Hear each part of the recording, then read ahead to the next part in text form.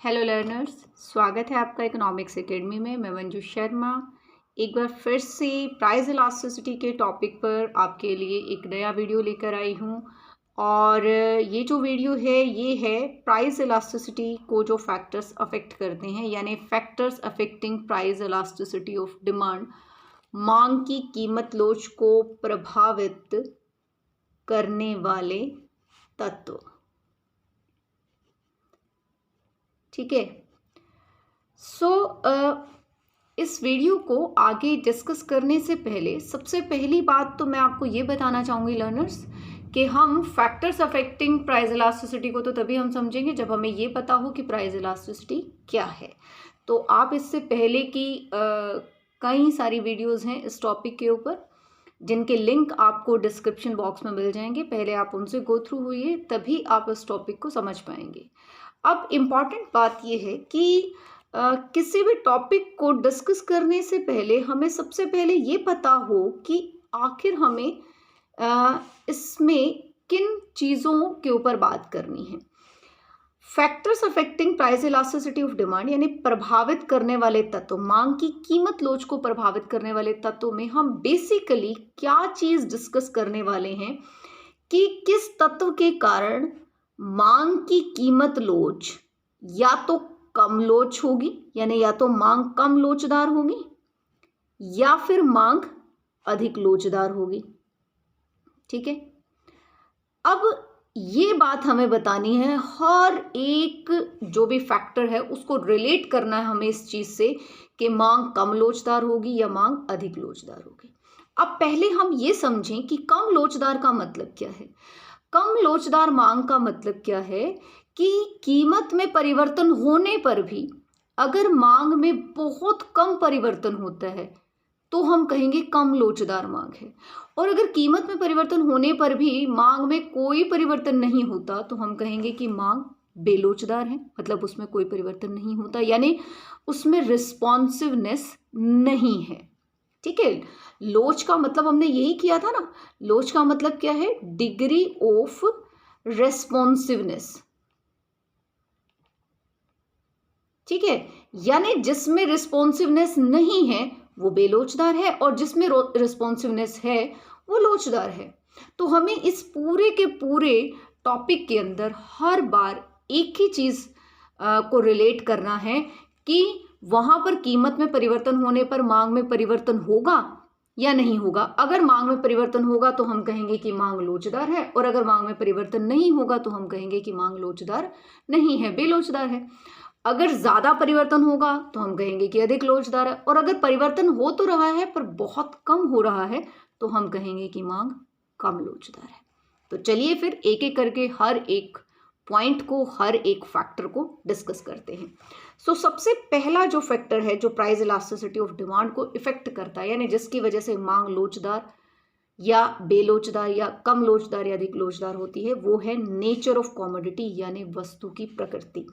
तो यहां पर जो हमारे पास वस्तुएं हैं वो दो तीन तरह की होंगी। एक तो है कि नेसेसरी गुड, यानी आवश्यक वस्तुएं। आवश्यक वस्तुएं कौन सी होती हैं? जो हमें चाहिए ही चाहिए, जो हमारे जीवन के लिए अनिवार्य होती हैं, जैसे कि जीवन रक्षक दवाइयाँ, ठीक है, या खाने पीने की इस तरह की वस्तुएं जिनके बिना हमारा जीवन बिल्कुल नहीं चल सकता, जो हमें चाहिए ही होती हैं।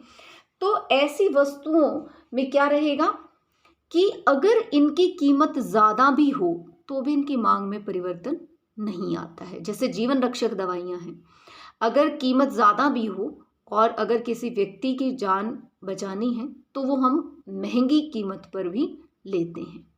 ठीक है। जैसे कि आपने देखा होगा, अभी हम सभी लोग जो है कोरोना के टाइम से बाहर निकले हैं कुछ समय पहले ही, तो उस समय में जो दवाइयाँ या जो इंजेक्शंस नॉर्मली 250 रुपये का होता है वो लोगों ने 20-20 हज़ार, 25-25 हज़ार रुपये में भी खरीदा है। क्यों? क्योंकि नेसेसिटी है, जीवन के लिए आवश्यक है। ठीक है। तो इसका मतलब क्या हुआ कि नेसेसिटी में मांग कैसी होगी?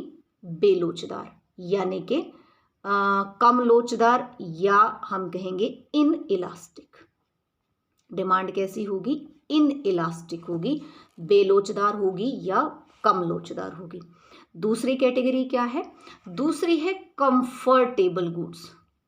कंफर्टेबल गुड्स, ठीक है। कंफर्टेबल गुड्स कौन सी होती हैं? वो वस्तुएं जो हमारे जीवन को आरामदायक बनाती हैं, जैसे एसी, फ्रिज, कूलर। ये वस्तुएं वो हैं जो अगर नहीं भी हैं तो ऐसा नहीं है कि हमारा जीवन रुक जाएगा, नहीं चलेगा, ठीक है। तो ये वस्तुएं क्या है? कंफर्ट, हमारे आराम को बढ़ाने के लिए, घर में अच्छा सोफा होना, ठीक है। तो ये चीजें क्या है? कंफर्ट को बढ़ाने के लिए। तो इनकी मांग कैसी होती है? लोचदार होती है, इलास्टिक होती है। जब हमारे पास जब ये सस्ती हो जाती हैं तो हम एकदम से इनकी डिमांड बढ़ा देते हैं, और महंगी हो जाती हैं, ठीक है, प्राइस बढ़ जाता है तो हम इनकी डिमांड एकदम से कम कर देते हैं। तो इनकी मांग कैसी होती है? इलास्टिक होती है, ठीक है। और तीसरी टाइप की जो गुड है वो है luxury goods. Luxury goods, luxury goods क्या होती हैं? अब इसको देखने का नजरिया हर किसी का अलग अलग है, वो हम देखते हैं। लग्जरी गुड्स यानी कि विलासिता की वस्तुएं। विलासिता की वस्तुएं यानी ऐसी वस्तुएं जो कोई व्यक्ति अपनी शानो शौकत को प्रदर्शित करने के लिए इस्तेमाल करता है, जैसे इंपोर्टेड कमोडिटीज यानी दूसरे देशों से आयातित वस्तुओं का इस्तेमाल करना, महंगे सोफे, लग्जरी कार्स। अब ये जो वस्तुएं हैं ये ज़्यादातर जो है वो रिच इनकम ग्रुप के लोग, बहुत अमीर लोग जो है वो खरीदते हैं। और इन लोगों के पास अगर इन वस्तुओं की कीमत में बहुत ज़्यादा भी परिवर्तन होता है तो भी इन लोगों की डिमांड जो है उस वस्तु के लिए उसमें कोई खास परिवर्तन नहीं होता है। कुछ लोग कुछ जो एनालिस्ट हैं आप कह सकते हैं, वो ये भी कहते हैं कि ये भी मोर इलास्टिक होती है। पर जहाँ तक बात है कि लग्जरी गुड्स का इस्तेमाल किनके द्वारा किया जाता है? रिच इनकम ग्रुप के लोगों के द्वारा किया जाता है, इसलिए ये क्या होती हैं? लेस इलास्टिक होती हैं। इनकी डिमांड पर कीमत में परिवर्तन का कोई खास प्रभाव नहीं पड़ता, क्योंकि इसे इस्तेमाल ही उस इनकम ग्रुप के लोग करते हैं जिनको कीमत से कोई ज़्यादा फर्क नहीं पड़ता। वो इसीलिए इस्तेमाल कर रहे होते हैं उनको, क्योंकि वो महंगी हैं, ताकि वो ये दिखा सकें कि वो महंगी वस्तुओं का इस्तेमाल करते हैं, ठीक है। तो ये क्लियर है कि नेसेसिटी में इनइलास्टिक है, कंफर्टेबल में इलास्टिक है, और लग्जरी में लेस इलास्टिक है, कम लोचदार है। दूसरा जो फैक्टर है जो अफेक्ट करता है प्राइस इलास्टिसिटी को, वो है अवेलेबिलिटी ऑफ सब्स्टिट्यूट्स। सब्स्टिट्यूट्स मतलब कि स्थानापन्न वस्तुएं। अगर किसी वस्तु का स्थानापन्न उपलब्ध है, ठीक है, मतलब कि आप उसकी जगह पर किसी दूसरी वस्तु का इस्तेमाल कर सकते हो, तो मांग की लोच क्या होगी? अधिक लोचदार होगी, ठीक है। अगर मान लीजिए कि कोई वस्तु जो है उसका हमारे पास कोई सब्स्टिट्यूट नहीं है, हमें लेनी है किसी प्रयोग के लिए, तो वही एक वस्तु लेनी है, उसकी जगह कोई दूसरी वस्तु का प्रयोग नहीं किया जा सकता। तो ऐसे में क्या होगा? मांग की लोच क्या हो जाएगी? बेलोचदार या कम लोचदार। बेलोचदार या हम कह सकते हैं कि कम लोचदार। कब? जब स्थानापन्न उपलब्ध ना हो। किस केस में? जब स्थानापन्न उपलब्ध ना हो, नो सब्स्टिट्यूट अवेलेबल। जब कोई स्थानापन्न उपलब्ध नहीं है तो मांग की लोच क्या हो जाएगी? बेलोचदार। और अगर स्थानापन्न उपलब्ध हो, जैसे कि हम कहें कि कोका कोला और पेप्सी, अगर दोनों मतलब पेप्सी का सब्स्टिट्यूट कोका कोला अवेलेबल है, तो जैसे ही इसकी कीमत ज़्यादा होगी हम तुरंत किसको ले लेंगे? उसके सस्ते सब्स्टिट्यूट को ले लेंगे। जैसे आप कहें कि अगर किसी फल विक्रेता के पास कई तरह के फल हैं, तो हम इजीली ये देख करके कि ये फल महंगा है, ये फ्रूट महंगा है, तो हम उसका सस्ता सब्स्टिट्यूट ले सकते हैं, कोई सस्ता फल ले लेंगे, ठीक है। लेकिन अगर ना हो अवेलेबल तो फिर हमें, और लेना है, आवश्यक है हमारे लिए लेना, तो फिर हमें वही लेना होगा। तो अगर सब्स्टिट्यूट्स अवेलेबल हैं तो मांग कैसी होगी? इलास्टिक होगी, मोर इलास्टिक होगी। और अगर सब्स्टिट्यूट अवेलेबल नहीं है तो मांग क्या होगी? लेस इलास्टिक होगी, कम लोचदार होगी, ठीक है। नेक्स्ट पॉइंट पर चलते हैं, वो है लेवल ऑफ इनकम, यानी आय का स्तर, ठीक है। लेवल ऑफ इनकम का मतलब है कि रिच इनकम ग्रुप, ठीक है, और मिडिल इनकम ग्रुप, और लो इनकम ग्रुप। हम इसको 3 कैटेगरी में कर सकते हैं। रिच इनकम ग्रुप जो है, इसकी जो मांग की लोच होती है ये लेस इलास्टिक होती है, ठीक है, क्योंकि ये जिन वस्तुओं का प्रयोग करते हैं या जिस भी तरह की वस्तुओं का प्रयोग करते हैं, इनकी आय का स्तर इतना ऊंचा होता है कि कीमत में ज़्यादा परिवर्तन होने पर भी इनकी मांग में कोई खास परिवर्तन नहीं होता है। ये है मिडिल इनकम ग्रुप। ये जो इनकम ग्रुप के लोग हैं, ये सस्ता होने पर डिमांड को एकदम से बढ़ाते हैं और महंगा होने पर घटा देते हैं। तो इनकी जो डिमांड है वो मोर इलास्टिक होती है, ठीक है। और जो लो इनकम ग्रुप के लोग होते हैं, यानी कि निम्न आय वर्ग के लोग जो होते हैं, इनकी भी जो मांग की लोच होती है वो मोर इलास्टिक होती है, यानी कि अधिक लोचदार होती है। ये भी क्या है, मांग कीमत के कम होने पर मांग बढ़ा देते हैं एकदम से, और कीमत के ज़्यादा होने पर एकदम से उसको क्या कर देते हैं, घटा देते हैं। तो इनकम ग्रुप का इफेक्ट इस तरीके से होता है। इसके बाद लेवल ऑफ प्राइस, यानी जिस वस्तु की हम मांग की लोच की बात कर रहे हैं उसकी कीमत का स्तर क्या है। अगर जो वस्तु है वो बहुत सस्ती है, ठीक है, ज़्यादा मतलब कीमत उसका जो कीमत का स्तर ही है वो बहुत ज़्यादा नहीं है। जैसे कि हम कहें एक मैच बॉक्स, एक माचिस अगर है तो वो हार्डली 1 और 2 रुपीज़ की होती है, ठीक है। तो इस पर इसका जो कीमत का स्तर है वो ऑलरेडी काफ़ी कम है। तो अगर इसकी कीमत 2 की बजाय 2.5 हो जाती है तो इसकी मांग पर बहुत ज़्यादा प्रभाव नहीं पड़ेगा। तो मतलब क्या है कि अगर कीमत बहुत कम है तो वहाँ पर मांग पर जो है कीमत में परिवर्तन होने पर ज़्यादा प्रभाव नहीं पड़ता है, तो यानी कि लेस इलास्टिक होगी। और इसी तरह से अगर कुछ ऐसी वस्तुएं जिनकी कीमत बहुत ज़्यादा होती है, बहुत ज़्यादा, जैसे कि हीरे जवाहरात, ठीक है, हीरे कोस्टली जो क्या कह सकते हैं हम, स्टोन्स होते हैं, या जो ज्वेलरी होती है, महंगी ज्वेलरी होती है, तो वो उनकी भी उनकी कीमत बहुत ज़्यादा होती है। अब इनको खरीदता ही कौन है, जो हाई इनकम ग्रुप का व्यक्ति है।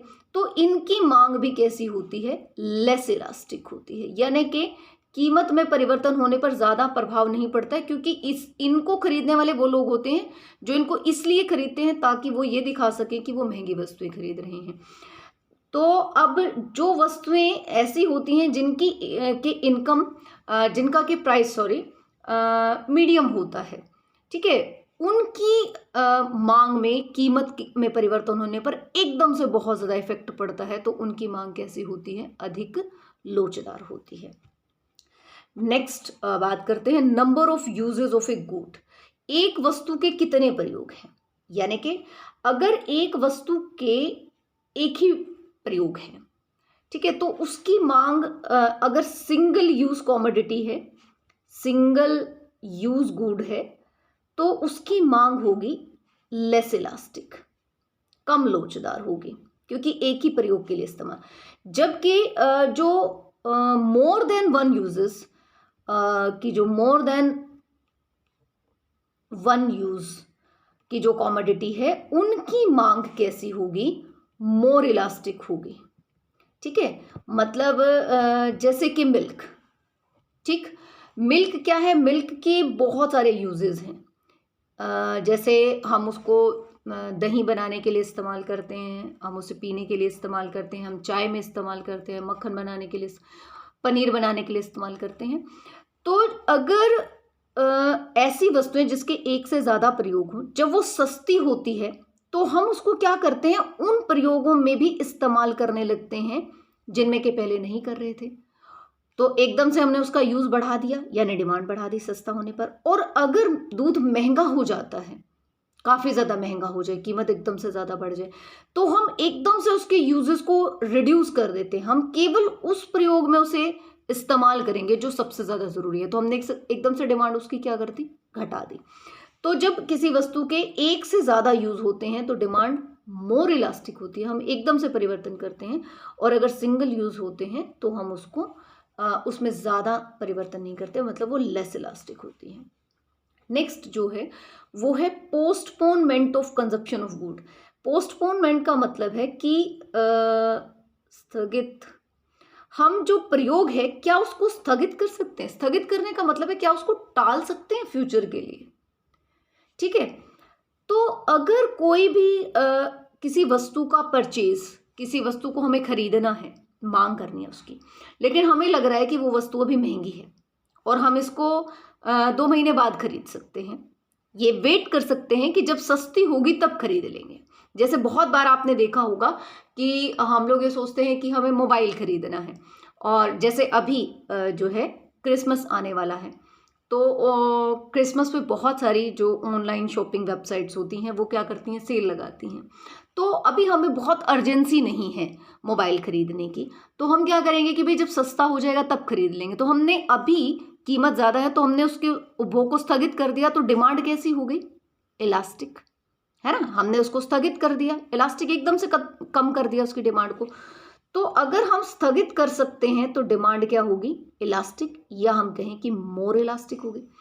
और अगर हम स्थगित नहीं कर सकते, जैसे कि अगर किसी को कोई दवाई चाहिए, कोई ड्रग, कोई दवाई चाहिए, जीवन बचाने के लिए दवाई चाहिए, वो अब चाहिए, अब बीमारी है, अब चाहिए तो अभी चाहिए, हम उसको स्थगित नहीं कर सकते। कोई भी ऐसा यूज जिसको कि हम पोस्टपोन नहीं कर सकते फ्यूचर के लिए, वो क्या होगा कि कीमत ज़्यादा भी है तो हमें अभी लेना होगा, क्योंकि हम उसको पोस्टपोन नहीं कर सकते। तो अगर पोस्टपोन पॉसिबल है तो इलास्टिक होगी, मोर इलास्टिक होगी डिमांड, और अगर हम उसको भविष्य के लिए नहीं टाल सकते तो क्या होगी, लेस इलास्टिक होगी, ठीक है। तो वो इन इलास्टिक या लेस इलास्टिक होगी, ठीक। नेक्स्ट, कंज्यूमर की हैबिट वस्तु के लिए, कंज्यूमर्स हैबिट अबाउट गुड, ये बिल्कुल सिंपल सा है। जिन चीज़ों की उपभोक्ता को आदत होती है, लत होती है, उनकी मांग कैसी होगी, आप बहुत अच्छे से आप सब जानते हैं। जैसे कि अगर एक शराबी है, उसको ड्रिंक करने की, उसको शराब पीने की आदत है, तो शराब महंगी मिले या सस्ती मिले उसे लेनी ही लेनी है, ठीक है। तो डिमांड कैसी हो जाएगी, लेस इलास्टिक, लेस इलास्टिक, या हम कह सकते हैं इन इलास्टिक होगी, जिन वस्तुओं की हमें आदत होती है, ठीक है। जो स्मोकर्स हैं, जो बहुत ज़्यादा स्मोकिंग करते हैं, उनको स्मोक करने के लिए चाहिए तो चाहिए, वो महंगा मिले या सस्ता मिले।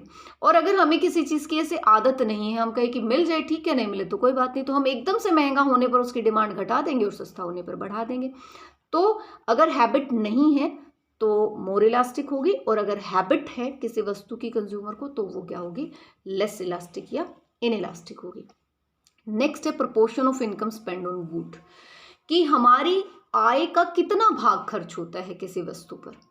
अगर किसी वस्तु पर हमारी आय का बहुत थोड़ा सा भाग खर्च होता है, जैसे कि हमने अभी पीछे भी एग्जाम्पल लिया था मैच बॉक्स, माचिस के ऊपर हमारी आय का कितना भाग खर्च होता है, बहुत थोड़ा सा।